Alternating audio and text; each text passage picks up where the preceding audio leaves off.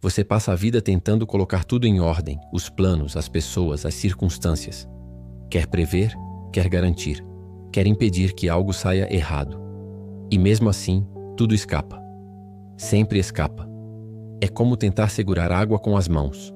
Quanto mais força você faz, mais rápido ela escorre entre os dedos. É frustrante, exaustivo, desesperador. E no fundo, você acha que o problema é o mundo, mas na verdade o verdadeiro problema é a ilusão que você cria, a de que pode controlar o incontrolável. A neurociência chama isso de viés de controle, que exagera nosso poder sobre os eventos. O cérebro não faz isso à toa. Ele busca controle porque liga controle à segurança. O desconhecido dá medo. Então, quando a vida se mostra incerta, ele tenta construir muros mentais, planos, rotinas, certezas, para se proteger do caos. Mas o paradoxo é que quanto mais você tenta controlar, mais fraco se torna diante daquilo que não pode. O ser humano sempre temeu o que não compreende. Desde as cavernas, controlávamos o fogo, as colheitas, os astros, e isso nos deu poder. Mas em algum ponto da história, confundimos controle com poder absoluto. Esquecemos que a vida não é uma equação exata. É um organismo vivo, pulsante, incontrolável. A cada tentativa de prever o amanhã, você se distancia do presente. E é aqui que a neurociência e a psicologia convergem. O excesso de controle ativa o córtex pré-frontal até o limite, gera estresse, exaustão e ansiedade. É o cérebro em modo hiperalerta, tentando consertar o que nunca esteve quebrado. E quanto mais ele tenta organizar o mundo, mais desordem sente por dentro. Porque há uma verdade que poucos têm coragem de encarar. O controle é uma armadilha do ego. É o medo disfarçado de competência. O orgulho travestido de prudência. E é isso que destrói em silêncio. A mente controladora acredita que pode moldar o destino à força, que pode fazer as pessoas agirem conforme seu roteiro, que pode impedir o fracasso, a dor, o imprevisto. Mas o que ela não percebe é que o desejo de controlar tudo nasce do medo de perder. O medo de não ser suficiente. O medo de não suportar o que vier. E enquanto tenta segurar o mundo, você perde a si mesmo. O controle absoluto é uma prisão invisível. Você se torna refém das suas próprias expectativas, escravo da previsibilidade, inimigo da espontaneidade. E o pior, o controle te impede de crescer, porque o crescimento nasce do imprevisível, do erro, do acaso, do que escapa ao plano. A neurociência mostra que o cérebro aprende quando é desafiado, quando sai da zona de conforto. Mas quem tenta controlar tudo nunca sai dela. Vive em alerta, mas não vive desperto. Há uma linha tênue entre responsabilidade e controle. Ser responsável é agir com consciência diante do que pode ser feito. Controlar é tentar dominar até o que não depende de você. E é nesse limite que a alma começa a adoecer, porque você se torna incapaz de confiar. E sem confiança, a vida vira um campo de batalha. Tudo é uma ameaça. Toda mudança é um risco. Todo erro é uma tragédia. Mas quando você entende que o controle é ilusão, algo muda profundamente dentro de você. É como se o corpo respirasse pela primeira vez depois de anos em apneia. Você percebe que a liberdade não está em controlar o mar, mas em aprender a surfar as ondas. O segredo não está em desistir, mas em fluir. A psicologia chama isso de estado de fluxo, um estado em que corpo e mente se alinham, em que a consciência deixa de lutar contra o momento presente e passa a dançar com ele.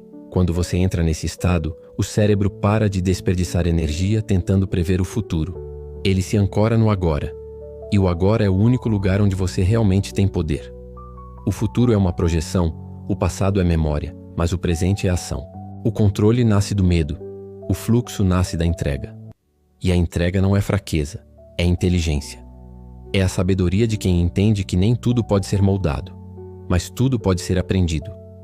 A ciência mostra que a incerteza ativa as mesmas áreas cerebrais associadas à dor física. É por isso que muitos preferem um sofrimento conhecido a uma mudança incerta. Mas o curioso é que o cérebro também se adapta ao desconhecido. Ele cria novos caminhos, novas sinapses, novas respostas. Ou seja, o que te assusta hoje pode te libertar amanhã. O que te tira o chão pode te ensinar a voar. Mas isso só acontece quando você para de resistir. Quando deixa de exigir garantias e passa a aceitar o processo. A vida não quer que você controle, quer que você participe. A aceitação é o oposto da passividade. Aceitar é agir com consciência dentro do possível, enquanto aprende a lidar com o impossível. É deixar de ser o comandante que grita ordens para o mar e se tornar o navegador que sente o vento, ajusta as velas e segue. É aqui que nasce a verdadeira força na flexibilidade. A rigidez quebra, a fluidez vence. O bambu resiste ao vento não porque é duro, mas porque se curva. E o mesmo vale para a mente. Quanto mais rígida, mais vulnerável. Quanto mais flexível, mais invencível. Há um ponto em que você entende que o controle não é sobre o mundo, mas sobre sua resposta ao mundo. Você não controla as tempestades, mas pode aprender a não se afogar nelas. Não controla o que as pessoas sentem, mas pode escolher não absorver o que te destrói. Não controla o tempo, mas pode decidir o que faz com o agora. É isso que a psicologia chama de locus de controle interno, quando você transfere o foco daquilo que não depende de você para o que realmente depende. Quando entende que o poder nunca esteve fora, mas dentro. E quando você vive assim, algo muda. A ansiedade perde força, o medo perde voz. O cérebro, antes em alerta, entra em harmonia. O corpo respira, a mente clareia. E a vida, que antes parecia uma luta constante, começa a fluir. Você percebe que não precisa prever o futuro para estar preparado, basta estar presente para enfrentá-lo. O controle não é segurança. O controle é uma ilusão criada para disfarçar o medo de confiar. Mas confiar é o ato mais poderoso que existe. Confiar é dizer ao universo: eu não sei o que vem, mas sei que posso lidar com isso. É a coragem de existir em meio ao caos. E talvez esse seja o maior aprendizado de todos.